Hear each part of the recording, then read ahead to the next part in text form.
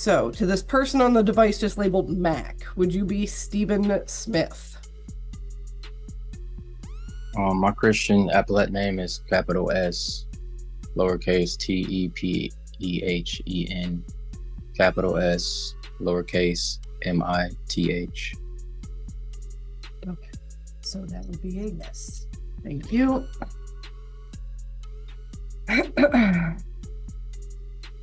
Deputy Sims. Now calling 24W003208A, the Township of Ypsilanti versus Stephen Cameron Nigel Smith. Deputy Sims, state your name for the record. Deputy Sims. Thank you. Okay, and Mr. Smith, you've already stated and spelled your name out. Thank you. Today is the date and time set for an informal hearing in this matter. What I have is a citation issued November 17th, 2024, that charges that on or about that date you did operate a motor vehicle on Holmes Road at or near Ford Boulevard. And when you were pulled over, you failed to disclose to the officer that you had a concealed pistol and a CPL. All right, guys, buckle up. Today's video features two sovereign citizen disasters from completely different courtrooms, and both of them are absolute gold. First up, we've got a man who proudly carries a driver's license and a license to carry, yet somehow refuses to consent to using his own legal name. It's peak mid-tier sovereign logic, and it only gets wilder. Then right after him comes another self-declared legal expert who openly admits he isn't smart enough to defend himself, but still insists he's the only one qualified to do it. You already know this train is leaving the rails at full speed. So, it looks like you were also cited for having a window tint. I don't have that citation, which presumably means that it was paid. So, again, this is a civil infraction. There is no criminal penalty associated with this, no jail time, no probation. There is, however, a fine. Before we get started, Deputy Sims, was there anything that you wanted to say? No, ma'am, I'm ready to proceed. Mr. Smith, as you have likely heard already, you have three basic options when it comes to this citation. And these are your three options. You can accept responsibility, that is basically admit that you did not disclose per MCL 28.425F that you had a license to carry a concealed pistol and that you did not present that immediately to the peace officer when you were pulled over. You can accept responsibility with an explanation, so the court can take into consideration any mitigating factors and potentially lessen or eliminate the fine.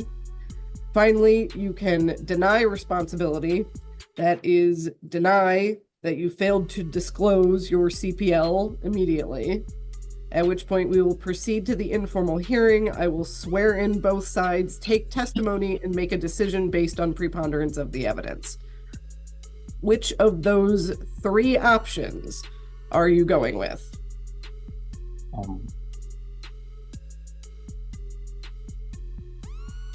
I want to, may I grant my name to the court and make the court trustee? If there's ever been a moment that captures exactly why the Second Amendment ignites so much debate, this is it. You've got sovereign citizens strolling around convinced they exist above the law, yet they're fully armed and carrying like it's their personal right by default. It's a chaotic mix, complete rejection of legal authority paired with a loaded weapon, and somehow they're convinced that's perfectly reasonable. But the option 3, as your question, I deny responsibility and I have an explanation.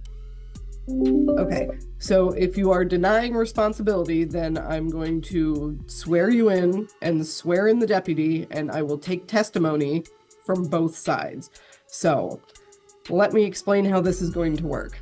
After I have sworn you both in, I am going to take testimony from Deputy Sims first, because Deputy Sims is the officer in charge of issuing the citation. That means he's basically the plaintiff in this matter. Okay. Once he has finished his testimony, which you are not to interrupt, it will be your turn to testify. He is not to interrupt you either. After I've heard the testimony from both sides, I will make a decision based on preponderance of the evidence. As I stated before, that is a 49% to 51% standard. So basically, whoever's testimony is slightly more persuasive. This is not a criminal case. It is not beyond a reasonable doubt in this situation. So, do you comprehend everything that I just said? I do comprehend. Thank you. Okay, raise your right hand, Deputy Sims, and Mr. Smith, you will have to tell me when it's raised if you're not turning your camera on. It's raised. Do you swear or affirm that the testimony you are about to give is the truth, the whole truth, and nothing but the truth to the best of your information, knowledge, and belief, Deputy Sims? I do. Mr. Smith? Yes. Thank you. Okay. Deputy Sims, you may proceed with your testimony. On 11/17/2024, about 3 a.m., my partner and I observed a black Ford Fusion. It was on Ford Boulevard. I believe it had just turned onto Ford Boulevard with tinted windows. Proceeded after the car. It turned into the gas station there on the corner, and we followed it into the gas station and proceeded towards one of the exits. Before it returned to the road, the driver, Mr. Smith, exited and began yelling at us. At that point in time, we activated our emergency lights and conducted the traffic stop there. We made contact with him, explained the reason that we had followed behind him. And when I approached the vehicle, I looked in the vehicle and I observed a firearm on the passenger seat. At no point in time during that did I hear I have a CPL until after the firearm was located. He was detained, his CPL was verified, he was issued the citations and released. No, you cannot turn the court into your trustee. The judge isn't your lawyer, your clerk, or your personal accountant. Her job is to oversee the case, not manage your imaginary paperwork scheme. Sovereign citizens love pushing this trustee gimmick because they believe it traps the judge in a conflict of interest, forcing her to step aside, and then the next judge, and the next, until the whole system supposedly shuts down. On paper, they think it's a genius loophole. I want to mention there's no damaged property or victim under sworn oath. Also, I believe I was being racially profiled. I had been pulled over, which I did stop, and I was let go because I wasn't suspected of any crimes, just as I wasn't suspected of any crimes by him as well, as he mentioned.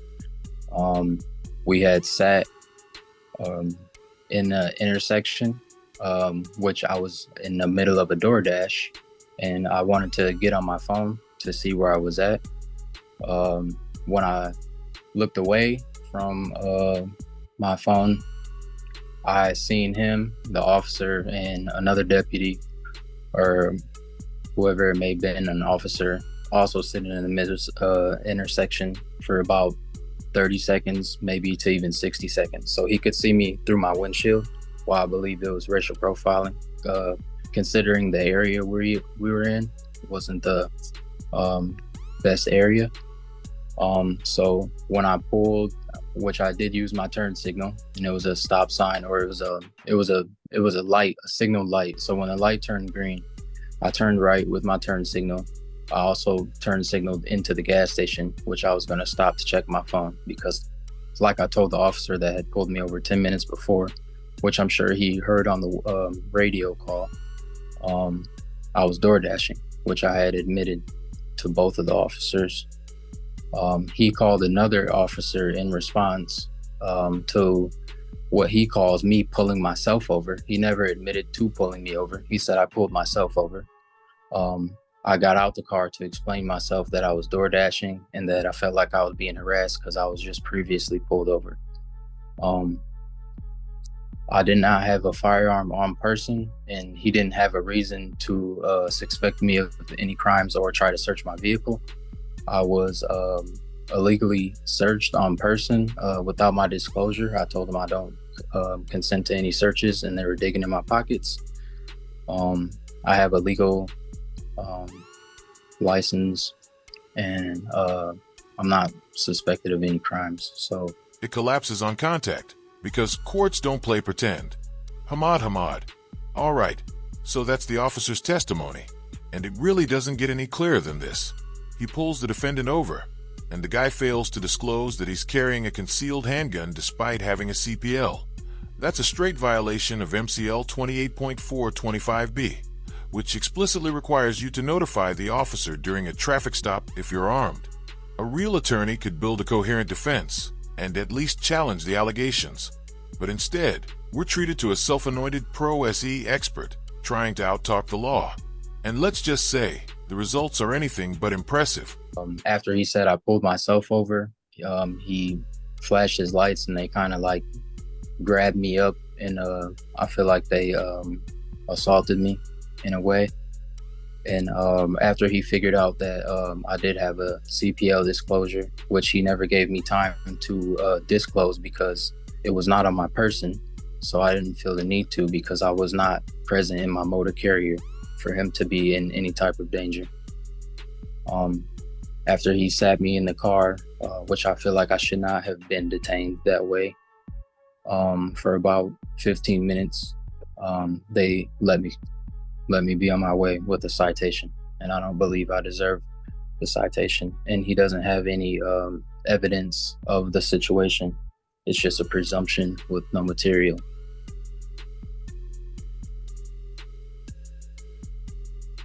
Does that conclude your testimony?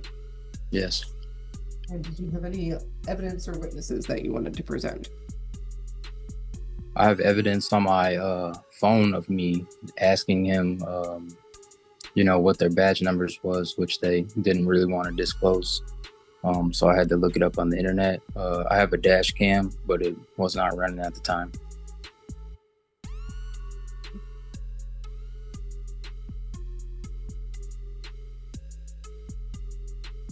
So before we continue, I do want to apologize because I did actually have the equipment violation citation as well. That is for the window tint. So did you wish to address the window tint specifically? That's just how the car came. I bought it that way, straight from Ford. So it's free.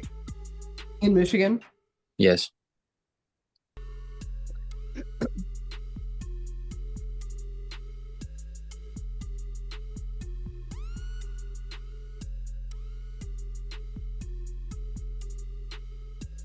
Deputy Sims, since I don't think I specifically asked you about the tint either because I had misplaced this on my desk, do you wish to address the window tint? Yes, ma'am. I'm sure you're aware that no vehicle that comes from the factory has front window tint on it. During his first testimony, he admitted to having window tint and said that we saw him through the windshield, which is not possible at night, but he admitted that there was tint. May I add something? You may. There's they didn't test any window tint for any type of darkness issues or anything like that. It was just kind of an excuse, because that wasn't the first reason that he told me that he pulled me over. It wasn't for window tint. You can disclose that through the video of his own body cam. They said that they pulled me over because he presumed that I was trying to turn around in the parking lot or evade him, but I was door dashing like I told the officer that pulled me over before.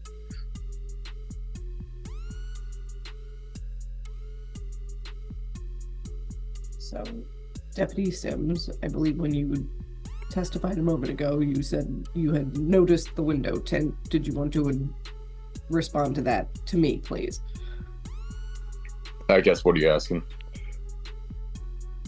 You had stated that you initiated the stop, or at least you started to initiate the stop based on observing window tint. Is that correct?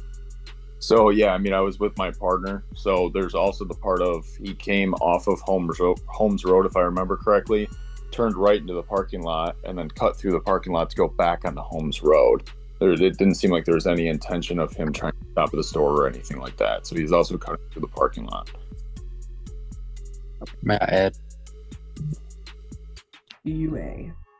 I did not try to cut through the parking lot, as I mentioned before, and prove to the officer before I was door dashing. And if I would have been on my phone, then he would have tried to get me for that as well. So I safely pulled over to where I could view where I was. And it was his presumption that I was trying to turn around in the parking lot, but my car wasn't parked. You were stopped because you were suspected of a crime, specifically illegal tint on your front windshield, exactly as the officer stated. That's the entire legal basis for the stop. Now, you argue that the real reason was racial profiling, but even you later acknowledged the tint was there. And if the windshield was dark enough to break the law, then how was the officer supposed to know your race before he even approached the vehicle?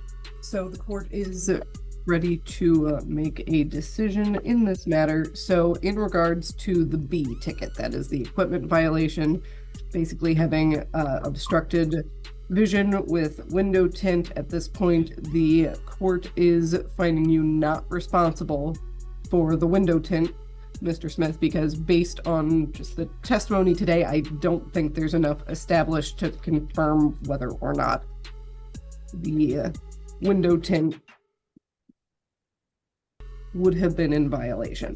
Now, regarding the A citation, that being the failure to disclose the CPL, the court is finding you responsible in that matter. And that is, again, based on MCL 28.425F.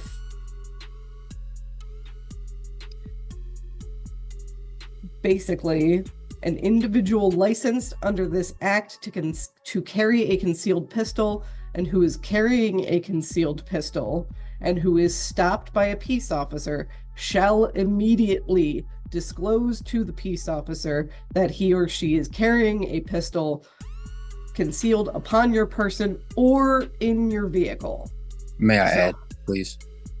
Well, no, because at this point I'm making my ruling, and the pistol was in the vehicle. I understand it doesn't sound like you were in the vehicle at this point, but you were engaged with the officer, and it was your responsibility as the person with the CPL to immediately disclose that you had a CPL and that there was a weapon in the vehicle. So you are being found responsible. Again, this is a civil infraction for a first offense. There's a fine here of $500, and your license to carry concealed is being suspended for 6 months.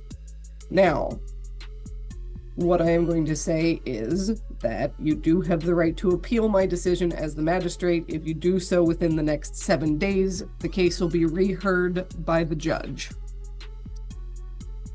So, How do I appeal? you would have to either consult with an attorney or you can talk to the clerks about getting the paperwork. I cannot give you legal advice.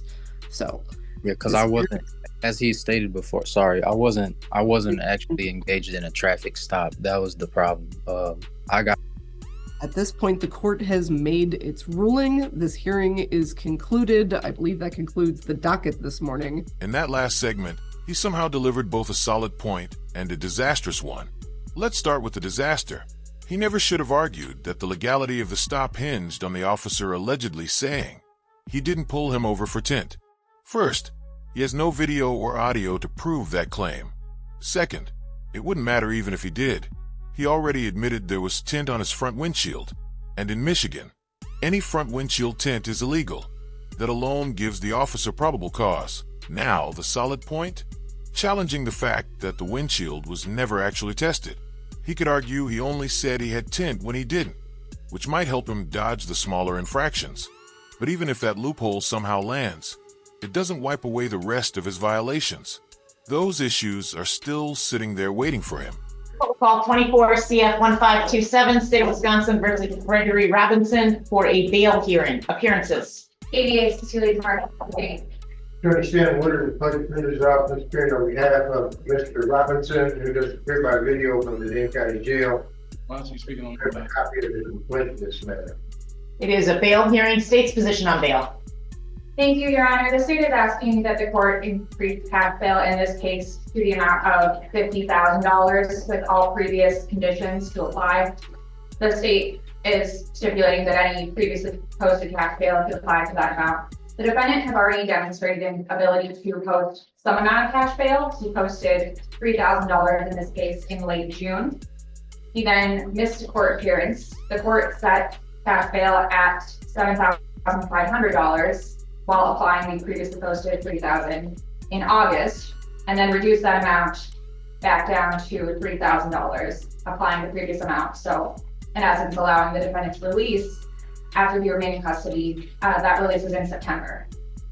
Just 1 month later, he missed court again.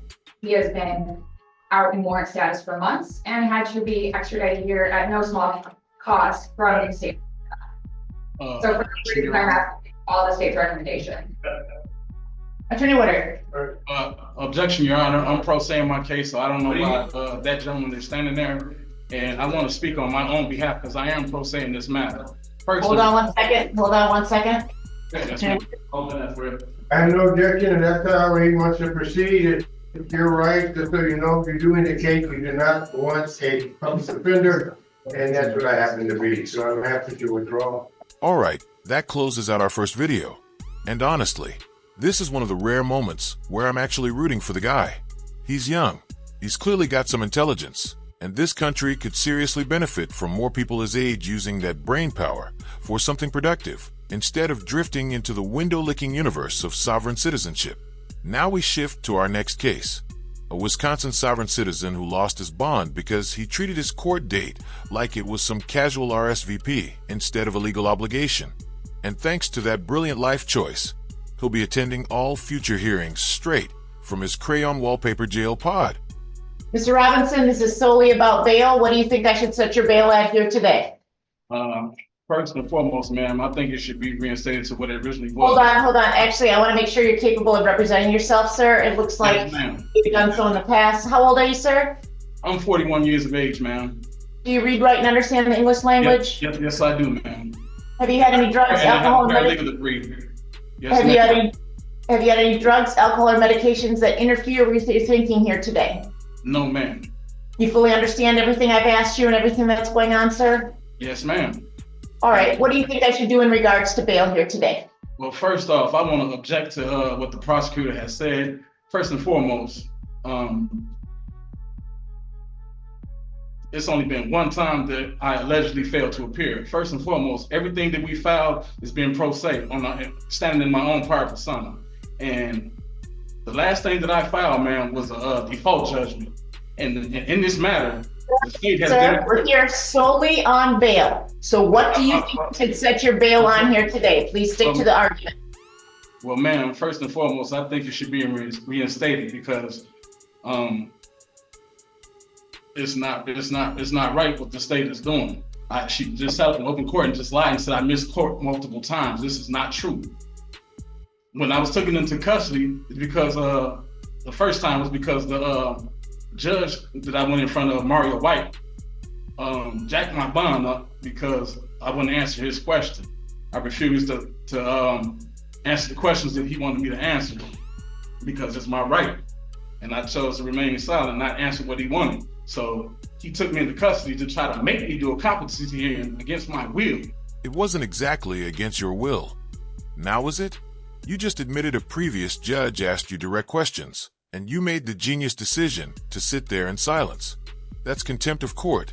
Direct contempt if it happened right in front of the bench. And yes, that alone is enough to violate your bond. In short, you really should let the public defender speak, because at this point you're causing more damage to your own case than the prosecution ever could. I feel like my bond should be reinstated. I didn't run. I didn't hide. I exercised my right. I filed my paperwork, and time again, the state has not responded to any of my filings. had I been a licensed bar member, all of my filings would have been responded to. But since I am pro se in this matter, they have not awarded me or afforded me. You're only here on bail here, sir. Only here on bail. Stay focused. What you want me to reinstate? Anything else in regards to bail? I'm asking for my bond to be reinstated to what it originally was. I just lost my sister. Thank you, sir. I just lost my sister December 22nd. I have not had time to go with my family and grieve. I've been in custody since December 12th, and I'm currently in custody right now. So I'm asking for you to do the right thing and allow my bond to be reinstated. I did not bail jump. I didn't catch any new charges, ma'am. In this matter, no new charges. I did not catch any new charges. And I'd appreciate it if the state didn't lie and say that I missed court multiple times, because this is not true. And then you're standing in court, in open court, lying under oath. You're a public servant. I'm a servant. All right, sir. Focus. You've made your point, and I do see that you only missed court one time on this case, okay? So please continue. Anything else you want the court to consider in setting your bail? I want the court to consider that I am pro se. I don't have the college education that she has. I don't have the ability to sit up and lie and try to tarnish her character in open court. I just pray that this court and that you, ma'am, have leniency and respect, that I'm here trying to do the right thing. If you were truly trying to do the right thing, you wouldn't have ignored the judge's questions. Like I said before, staying silent is a choice you're absolutely allowed to make. But it's a choice that comes with consequences, and those consequences can put you in a jail cell faster than anything else. Both sides have now laid out their arguments on the bond issue. So let's move forward and see exactly how the judge decides to clean up this mess. Cash bail was set at $3,000. It was posted. That was not enough to make you appear at court. So I have no choice but to increase cash bail. They had to extradite you in regards for today's hearing. You wouldn't voluntarily appear when you were supposed to appear. I will therefore set cash bail in the amount of $25,000, and I will reinstate all non-monetary conditions. Looks like time limits have not been waived. Commissioner, that's consistent with my review of the file. Because of the timing of this hearing and the time limits not being waived, it looks like this will be set next week with Judge White again. He is duty judge next week. Preliminary hearing shall be scheduled accordingly next week, so it is timely. We are adjourning your case, Mr. Robinson. Good luck to you, sir. Next, the Paris Tompkins. Play stupid games. Win predictable prizes. You keep insisting you just want to be out living your life. Yet your actions tell a completely different story. You skip court dates. You refused to answer a judge's direct questions, and once you were taken into custody, you had to be hauled into this hearing just to show up.